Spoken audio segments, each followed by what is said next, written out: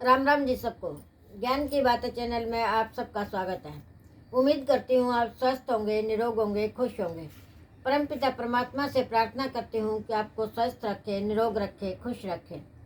जैसा कि आप जानते हैं, शिव पुराण शुरू किया हुआ है, उसका हम आज 11वां अध्याय पढ़ेंगे। और सुना करो, क्योंकि महादेव की कृपा प्राप्त होती है शिव पुराण के सुनने से। आज का अध्याय। ऋषियों ने पूछा, सुत जी, शिवलिंग की स्थापना कैसे करनी चाहिए, उसका लक्षण क्या है, उसकी पूजा कैसे करनी चाहिए, किस देश काल में करनी चाहिए, किसके द्वारा इसकी का निर्माण होना चाहिए। सुत जी ने कहा, महर्षियों, तुम लोगों के लिए इस विषय का वर्णन करता हूँ, ध्यानपूर्वक सुनो, समझो। अनुकूल एवं शुभ समय में किसी पवित्र तीर्थ नदी के तट पर रुचि के अनुसार शिवलिंग की स्थापना करनी चाहिए, जहाँ नित्य पूजा हो सके। पार्थिव द्रव्य से, जल से अथवा तेजस्वी पदार्थ रुचि के अनुसार लक्षणों से युक्त शिवलिंग का निर्माण करके पूजा करके उपासक को उसका पूरा फल प्राप्त होता है। संपूर्ण शुभ लक्षणों से युक्त शिवलिंग की यदि पूजा की जाए तो तत्काल पूजा का फल प्राप्त होता है। यदि चल प्रतिष्ठा करनी हो तो इसके लिए छोटा सा शिवलिंग अथवा विग्रह श्रेष्ठ माना जाता है। यदि अचल प्रतिष्ठा करनी है, स्थूल शिवलिंग अथवा विग्रह अच्छा माना जाता है। इसमें लक्षण से युक्त शिवलिंग की पीठ सहित स्थापना करनी चाहिए। शिवलिंग का पीठ मंडलाकार, चौकोर, त्रिकोण एवं पाए की भांति मोटा और पतला होना चाहिए। ऐसा लिंग पवित्र महान फल देने वाला होता है। पहले मिट्टी से, इसका लोह आदि से शिवलिंग का निर्माण करना चाहिए। फिर उस द्रव्य से शिवलिंग का निर्माण हो, उससे उसकी पीठ बनानी चाहिए। इसका शिवलिंग की ये विशेष बात है, चर शिवलिंग में लिंग पीठ का एक ही उपादान होना चाहिए, किंतु बाण लिंग में यह नियम नहीं है। लिंग की लंबाई निर्माण करता स्थापना करने वाले यजमान के 12 अंगुल के बराबर होनी चाहिए। ऐसे ही शिवलिंग को उत्तम कहा गया है। इसकी कम लंबाई तत्काल में कमी आ जाती है, अधिक हो तो कोई दोष की बात नहीं है। चरलिंग भी वैसा ही नियम है, उसकी लंबाई कम से कम कर्ता के अंगुल के बराबर होनी चाहिए। उसका छोटे होने पर ज्यादा फल मिलता है, उससे अधिक होने पर दोष की बात नहीं है। यजमान को चाहिए कि वह पहले शिल्प शास्त्र के अनुसार एक विमान या देवालय बनाए जो देवगणों की मूर्तियों से अलंकृत हो। उसका गर्भगृह बहुत ही सुंदर, सुदृढ़, दर्पण के समान स्वच्छ हो। उसके 9 प्रकार के रत्नों से विभूषित किया गया हो। उसमें पूर्व और पश्चिम 2 मुख्य द्वारों शिवलिंग की स्थापना करनी चाहिए। उस स्थान के गर्त में नील, लाल, श्याम, मोती, मूंगा, गोमेद और हीरा, इन 9 रत्नों से अन्य महत्वपूर्ण द्रव्यों को वैदिक मंत्रों के साथ छोड़े। सदोचात आदि 5 वैदिक मंत्रों द्वारा शिवलिंग के 5 स्थानों में क्रमशः पूजन करके अग्निय शावश्य की अनेक आहुतियां दें। परिवार सहित मेरी पूजा करके गुरु स्वरूप आचार्य को धन से, भाई बंधुओं को मन चाहिए वस्तुओं से संतुष्ट करें। याचकों को जड़, ग्रह, भूत तथा चेतन वैभव प्रदान करें। स्थावर जंगम सभी जीवों को यत्न पूर्वक संतुष्ट करके एक गड्ढे में स्वर्ण तथा 9 प्रकार के रत्नों से भरकर सदो जातादि वैदिक मंत्रों का उच्चारण करके परम कल्याणकारी महादेव जी का ध्यान करें। तत्पश्चात नाद घोष से युक्त महामंत्र ओंकार का उच्चारण करके उक्त गड्ढे में शिवलिंग की स्थापना करके पीठ से संयुक्त करें। इस प्रकार पीठ युक्त लिंग की स्थापना करके उसे नित्य लिपे और दीर्घ काल तक टिके रहने वाले मसाले से जोड़कर स्थिर करें। इस प्रकार वहाँ परम सुंदर मूर्ति की स्थापना करनी चाहिए। सारांश यह है कि भूमि संस्कार आदि की सारी विधि जैसे लिंग प्रतिष्ठा के लिए कही गई है, वैसे ही मूर्ति प्रतिष्ठा के लिए भी समझनी चाहिए। अंतर इतना है कि लिंग प्रतिष्ठा के लिए प्रणव मंत्र में उच्चारण का विधान है, परंतु वेद की प्रतिष्ठा पंचाक्षर मंत्र से करनी चाहिए। जहाँ लिंग की प्रतिष्ठा हुई है, वहाँ भी उत्सव के लिए बाहर सवारी निकाल के आदि के निमित्त मूर्ति को रखना आवश्यक है। वेर को बाहर से भी लिया जा सकता है, उसे गुरुजनों से ग्रहण करें। बाह्य वेर वही लेने योग्य है जो साधु पुरुषों द्वारा पूजित हो। इस प्रकार लिंग में और वेर में भी की हुई महादेव जी की पूजा शिव पद प्रदान करने वाली होती है। स्थावर और जंगम के भेद से लिंग 2 प्रकार का कहा गया है। वृक्ष, लता आदि को स्थावर लिंग कहते हैं, कृमि, कीट आदि को जंगम लिंग कहते हैं।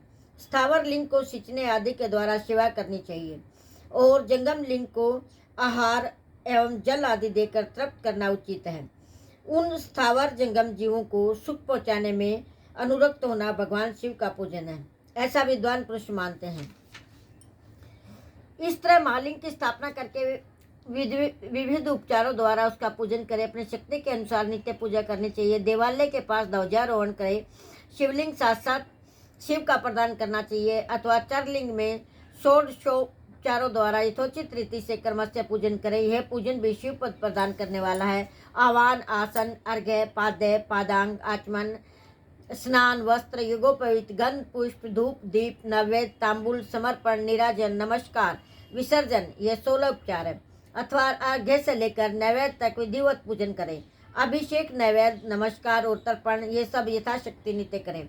इस तरह किया हुआ शिव का पूजन शिव पद की प्राप्ति करने वाला होता है। अथवा किसी मनुष्य के द्वारा स्थापित शिवलिंग में, ऋषियों द्वारा स्थापित शिवलिंग में, देवताओं द्वारा स्थापित शिवलिंग में, अपने आप प्रकट हुए स्वयं अपने द्वारा नूतन स्थापित हुए शिवलिंग में उपचार, समर्पण जैसे जैसे पूजन करने से या पूजन की सामग्री देने से मनुष्य ऊपर जो कुछ कहा गया है सारा फल प्राप्त कर लेता है। कर्मस्य परिक्रमा और नमस्कार करने से शिवलिंग शिवपद की प्राप्ति करने वाला होता है।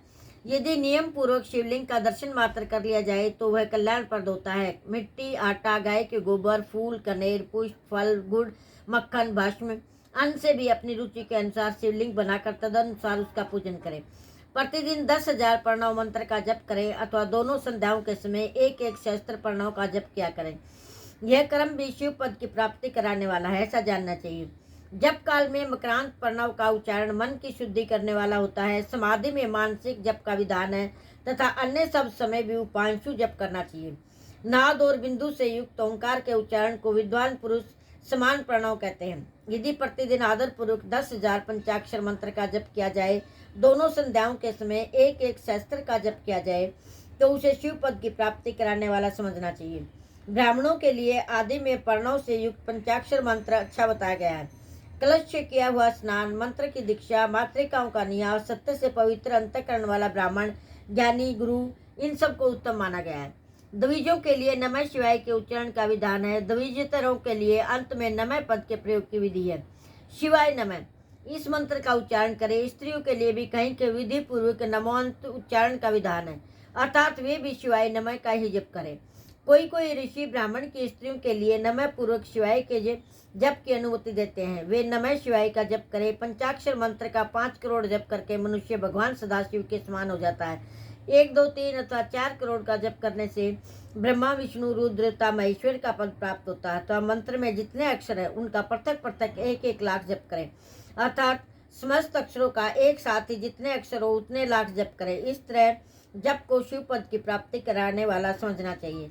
यदि 1000 दिनों में प्रतिदिन 1 सहस्त्र जप के क्रम से पंचाक्षर मंत्र का 10 लाख जप पूरा कर लिया जाए तो प्रतिदिन ब्राह्मण भोजन कराया जाए तो उस मंत्र से अभिष्ट कार्य की सिद्धि होने लगती है। ब्राह्मण को चाहिए कि प्रतिदिन प्रातःकाल 1008 बार गायत्री का जप करे। ऐसा होने पर गायत्री क्रमशः शिव का पद प्रदान करने वाली होती है। वेद मंत्रों, वैदिक सूक्तों का नियम पूर्वक जप करना चाहिए। वेदों का पारायण भी शिव पद की प्राप्ति करना है, ऐसा जानना चाहिए। अन्य जो बहुत से मंत्र हैं उनका भी जितने अक्षर हो उतने लाख जप करें। इस प्रकार जो यथाशक्ति जप करता है वह क्रमशः शिव पद प्राप्त कर लेता है। अपनी रुचि के अनुसार किसी एक मंत्र को अपनाकर मृत्यु पर्यंत प्रतिदिन इसका जप करना चाहिए अथवा ओम इस मंत्र का प्रतिदिन 1 सहस्त्र जप करना चाहिए। ऐसा करने पर भगवान शिव की आज्ञा से जो संपूर्ण मनोरथों की सिद्धि होती है।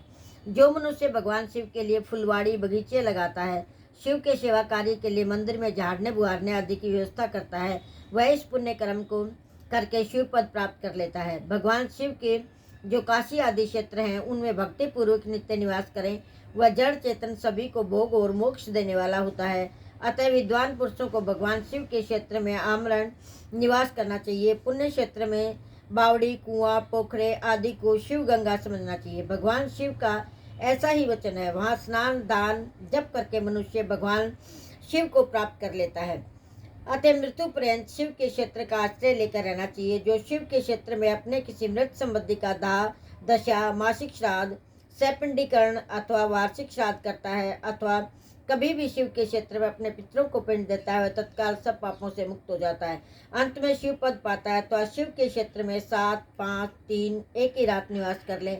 ऐसा करने से क्रमशः शिव पद की प्राप्ति होती है। लोक में अपने अपने वर्ण के अनुरूप सदाचार का पालन करने से मनुष्य शिव पद को प्राप्त कर लेता है। वर्णानुकूल आचरणों से, भक्ति भाव से अपने सत्कर्म का अतिशय फल पाता है। कामना पूर्वक किए हुए अपने कर्म के अभीष्ट फल को शीघ्र पा लेता है। निष्काम भाव से किया हुआ सारा कर्म साक्षात शिव पद की प्राप्ति करने वाला होता है। दिन के 3 भाग होते हैं, प्रातः, मध्याह्न और सायं। इन तीनों में क्रमशः एक एक प्रकार के कर्म का संपादन किया जाता है। प्रातः काल को शास्त्र विहित नित्य क्रम में अनुष्ठान का समय जानना चाहिए। मध्य काल में क्रम सहकाम कर्म के लिए उपयोगी होता है। सायंकाल शांति कर्म के लिए उपयुक्त होता है, ऐसा जानना चाहिए। इस प्रकार रात्रि में समय का विभाजन किया गया है। रात के 4 पहरों में बीच के 2 पहर हैं, निश्चित काल कहा गया है। विशेषतः उसी काल में की हुई भगवान शिव की पूजा अभीष्ट फल देने वाली होती है। ऐसा जानकर कर्म करने वाला मनुष्य यथोक्त फल का भागी होता है। विशेषतः कलयुग में कर्म से ही फल की सिद्धि होती है। अपने अपने अधिकार के अनुसार ऊपर कहे गए किसी भी कर्म के द्वारा शिव आराधना करने वाला पुरुष यदि सदाचारी है और पाप से डरता है तो वह उन कर्मों का पूरा फल अवश्य प्राप्त करता है। ऋषियों ने कहा, सुत जी, पुण्य क्षेत्र कौन कौन से हैं जिनका आश्रय लेकर सभी स्त्री पुरुष शिव पद प्राप्त कर ले, ये हमें संक्षेप से बताइए। आज की वीडियो में इतना ही। लाइक करें, शेयर करें और सब्सक्राइब करना ना भूलें। राम राम जी।